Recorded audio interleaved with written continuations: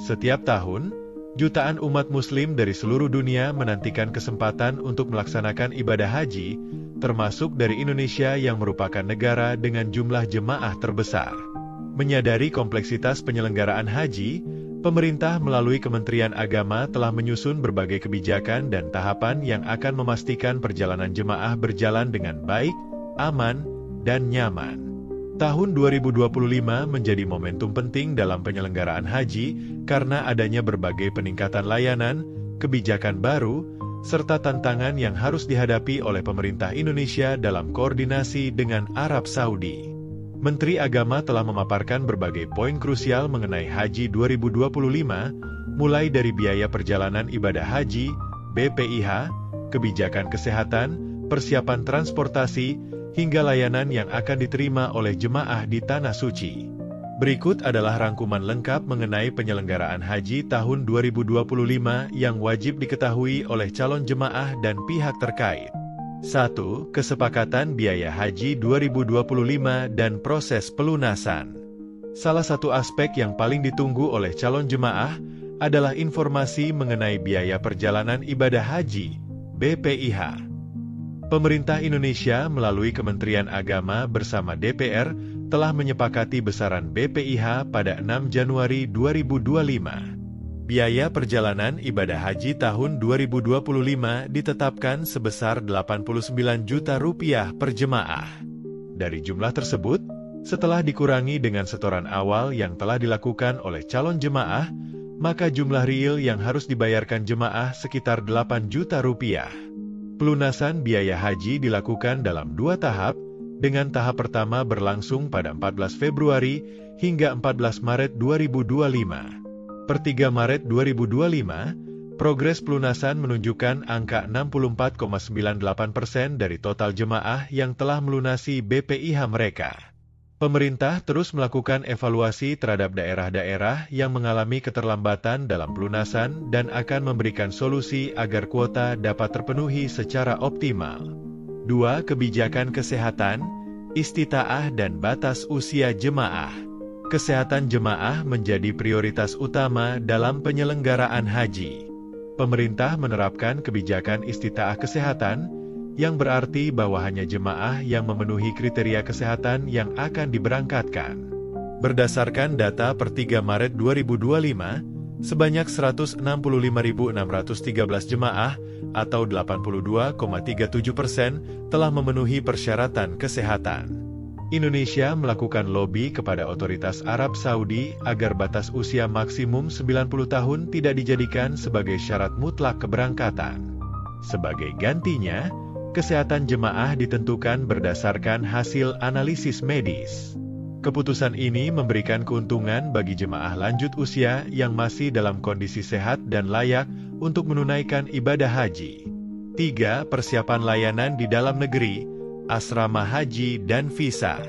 Sebelum keberangkatan, jemaah akan menjalani berbagai proses administratif dan kesehatan di dalam negeri. Pemerintah telah memastikan bahwa 14 asrama haji di seluruh Indonesia siap digunakan. Standar one-stop service. Setiap jemaah akan menjalani pemeriksaan kesehatan, pengurusan visa, serta menerima berbagai perlengkapan haji dalam satu tempat. Atribut jemaah. Setiap jemaah akan mendapatkan perlengkapan seperti pakaian ihram, mukena, seragam batik, gelang identitas, paspor, dan tiket penerbangan sebelum keberangkatan. Visa, proses pemvisaan terus dipercepat dengan target penyelesaian sebelum 18 April 2025. Hingga awal Maret, 75,83% dari total kuota jemaah telah terdata, dan 88,23% telah lolos verifikasi. 4. Transportasi udara, maskapai dan embarkasi. Untuk tahun 2025, pemerintah telah menjalin kerjasama dengan 3 maskapai penerbangan utama untuk mengangkut jemaah haji ke Arab Saudi. Lion Air, Embarkasi Padang, 6.249 jemaah.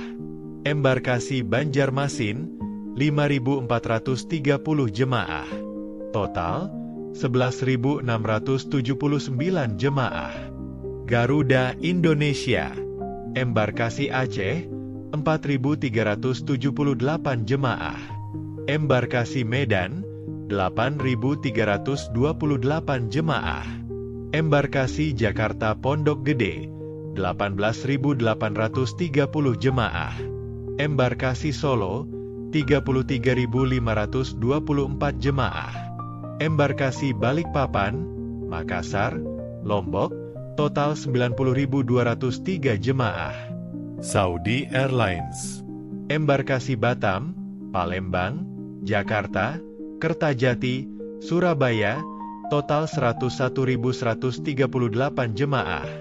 Total keseluruhan jemaah haji Indonesia pada tahun 2025 adalah 203.320 orang. 5 layanan di Tanah Suci, akomodasi dan konsumsi. Setibanya di Arab Saudi, jemaah akan mendapatkan fasilitas akomodasi yang telah disiapkan dengan baik. Di Makkah, jarak hotel ke Masjidil Haram maksimal 4,5 km. Masa tinggal jemaah sekitar 32 hari. Di Madinah, jarak hotel ke Masjid Nabawi maksimal 1 km. Masa tinggal sekitar 9 hari. Layanan konsumsi. Di Makkah, 80 kali makan selama 20 hari. Di Madinah, 27 kali makan. 6 skema pergerakan jemaah selama puncak haji. Selama prosesi puncak haji di Arafah, Musdalifah, dan Mina, Armuzna, pemerintah menerapkan beberapa skema pergerakan, termasuk skema reguler, jemaah bergerak dari Arafah ke Musdalifah, lalu bermalam di Mina. Skema tanazul, beberapa jemaah, terutama lansia dan berkebutuhan khusus, akan langsung kembali ke hotel setelah menjalani wukuf di Arafah. Untuk mendukung skema ini, disediakan hotel transit bagi jemaah lansia dan difabel agar mereka dapat beristirahat dengan nyaman sebelum kembali ke hotel utama.